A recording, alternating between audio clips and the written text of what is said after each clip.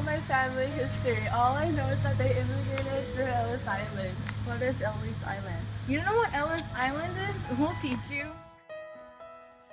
Ellis Island is a small island located in the New York Harbor. Immigrants were from Eastern and Southern Europe. They crossed the Atlantic Ocean to find freedom of religion, better jobs, and a better life. They took this journey of almost 2 weeks in a boat. The quality of travel was better for the rich than the poor.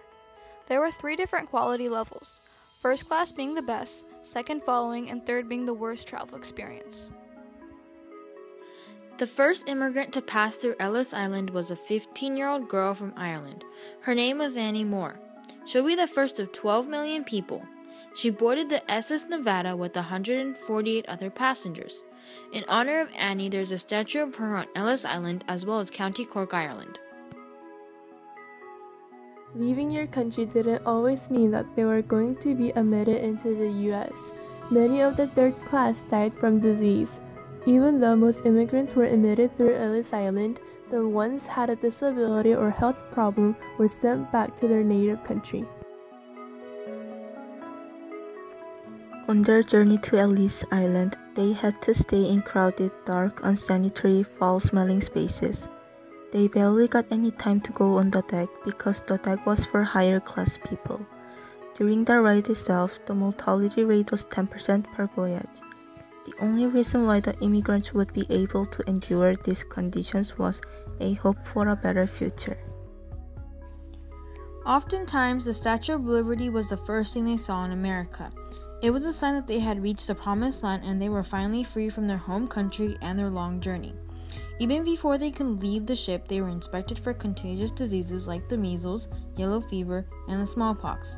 If he didn't pass, they were sent to Ellis Island for further inspection.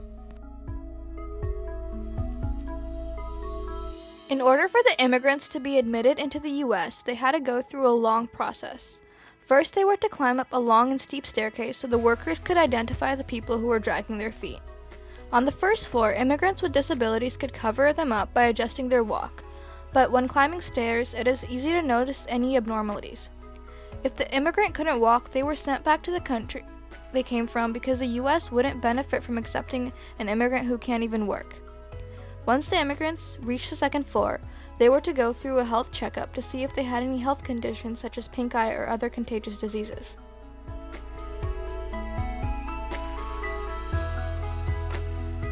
If any of the immigrants had a disability, they were marked and sent into further examinations. For example, if B was marked as an immigrant, it meant that they had a back problem. If they found incurable disease or problems during the inspections, they were sent back to their home countries.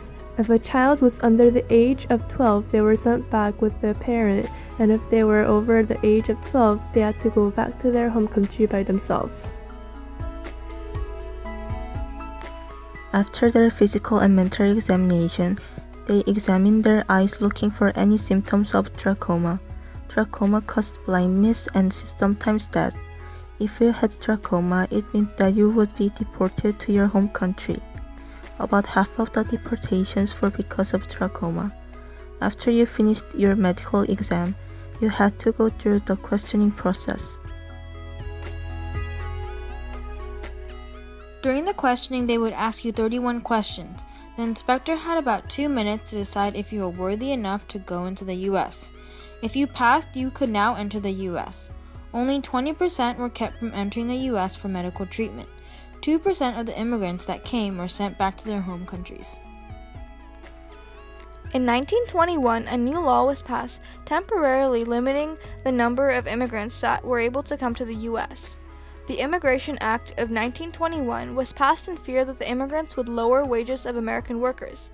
Another reason for this act was because the Southern and Eastern Europeans weren't adapting to the American culture. The Immigration Act of 1921 stated that no more than 3% of the already living immigrants could immigrate to America any year.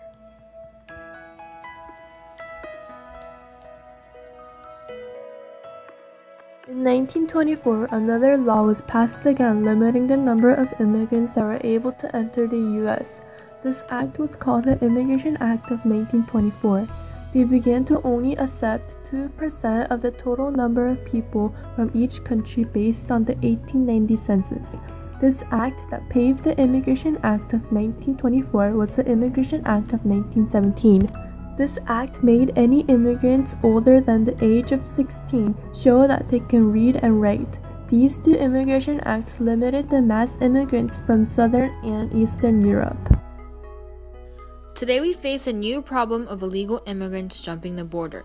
Immigrants from over 75 countries try to cross the border looking for a better life. It is not adults who cross the border of the US, but children. Parents send their children by themselves, hoping a better life for their children. One thing that hasn't changed from the late 1800s and early 1900s is that immigrants come from all over the world looking for a new life.